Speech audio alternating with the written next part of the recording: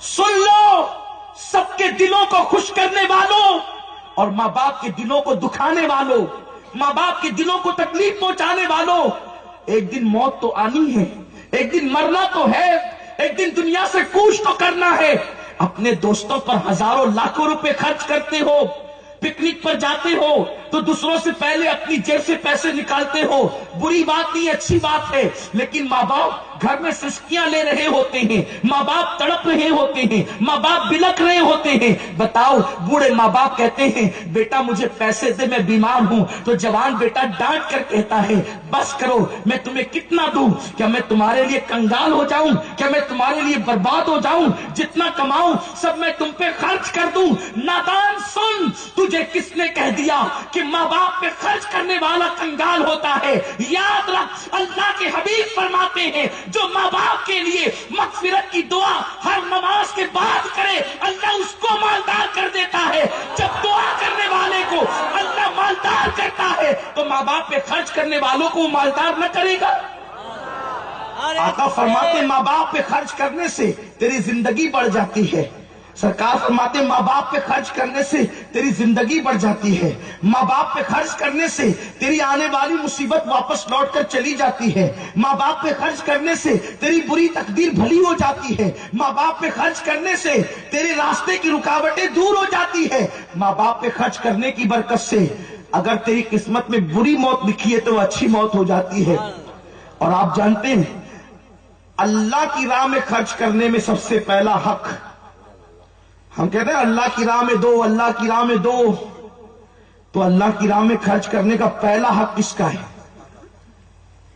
اگر سب سے زیادہ کسی پہ خرچ کرنے پر ثواب ملتا ہے، حج پر خرچ سے زیادہ ثواب، عمرہ پر خرچ سے زیادہ ثواب، مسجد بنانے سے زیادہ ثواب، مدرسہ بنانے سے زیادہ ثواب، کسی بھی کام میں سب سے زیادہ ثواب اگر ملتا ہے تو ماں باپ پہ خرچہ کرنے سے ملتا ہے۔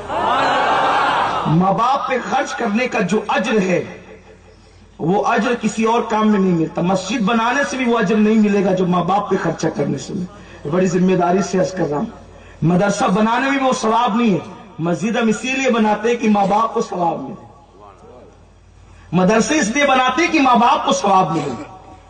تو ماں باپ پہ خرچ کرنے کا جو ثواب ہے وہ ثواب کسی چیز پر نہیں ہے، اور ہم پر بہت بڑی تکلیف کی بات ہے، ہم سب پہ خرچ کرتے ہیں، ماں باپ پہ نہیں کرتے، اور جب ان پہ خرچ کرنے کی بات آتی ہے تو دل بہت چھوٹا کرتے ہیں۔ بیٹی کی شادی کرے گا تو منگنی میں 1 لاکھ روپے خرچ کرے گا، ہے نا؟ بیٹی کی شادی کرے گا تو منگنی میں 1 لاکھ روپے خرچ کرے گا، اور جب ماں باپ پہ خرچ کرنے کی بات آئے گی، بیٹے کے لیے کپڑے ڈھونڈنے جائے گا تو اعلیٰ سے اعلیٰ کوالٹی کا لے گا، لیکن ماں باپ کے لیے خریدنے کے بڈھے تو ہے، اب ان کو کیا ضرورت ہے؟ یہ سوچ بن چکی ہے، سوچ۔ ایک بات آپ کو بتاؤں، انسان کا جسم بڈھا ہوتا ہے، انسان کا دل کبھی بڈھا نہیں ہوتا۔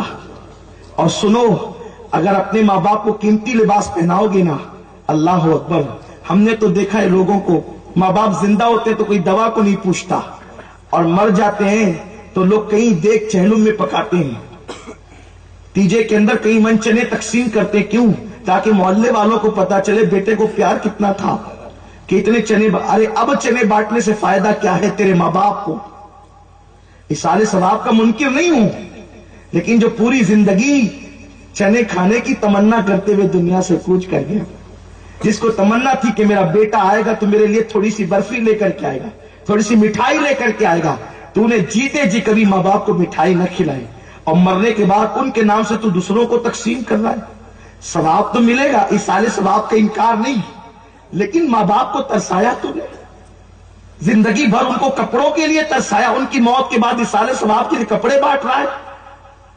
آنکھیں کھولو، احساس کرو، ماں باپ کی قدر کرو، ماں باپ کی اہمیت کرو، ان کی عظمت کو پہچانو، اس لیے کہ آپ کسی بھی بزرگ کی زندگی پیش کیجئے اور بعد میں تحقیق کیجئے کہ ان کو جو ترقی ملی کہیں نہ کہیں ماں باپ کی دعا کا حصہ ضرور آپ کو ملے گا۔